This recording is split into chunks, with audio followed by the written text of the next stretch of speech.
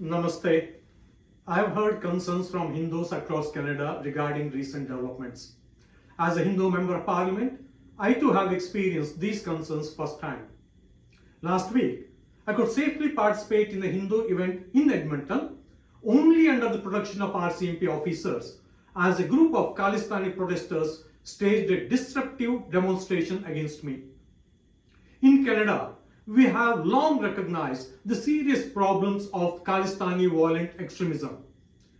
Let me be clear, any actions or involvement by foreign state actors within Canada in any form are unacceptable.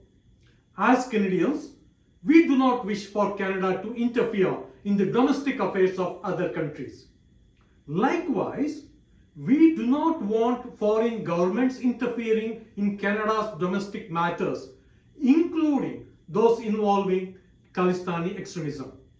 This is a Canadian problem, and it is a duty of all levels of our government and our law enforcement agencies to address it. At Monday's press conference, RCMP Assistant Commissioner Brigade Govin confirmed that the National Task Force is focused on investigating Khalistani violent extremism among other threats. We know that extremism and terrorism don't recognize and are not limited to national borders.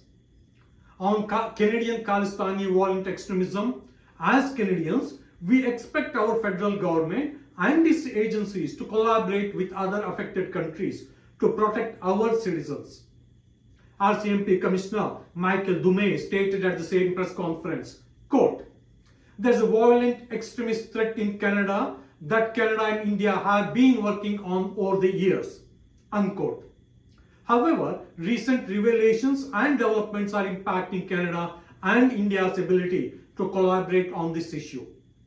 It is critical that we all recognize the importance of eliminating cross-border threats posed by Khalistani extremism and resume our efforts to address it effectively. The persistence of Canadian Khalistani extremism is rooted in the political patronage these extremists enjoy. As Andrew Coyne wrote in the Globe and Mail on September 22 of 2023 about Canadian politicians, quote, "Attending rallies where terrorists were glorified and terrorist attacks praised. Political leaders in this country of all countries should not be encouraging separatist movement in others, especially those that advocate or engage in violence," unquote. Unfortunately, I am yet to hear any politician or government official offer reassurance to Hindu Canadians, many of whom feel concerned and fearful for their safety in the light of recent events. To my fellow Hindu Canadians, we are one of the most educated and trusted communities in this country, contributing greatly to Canada's progress.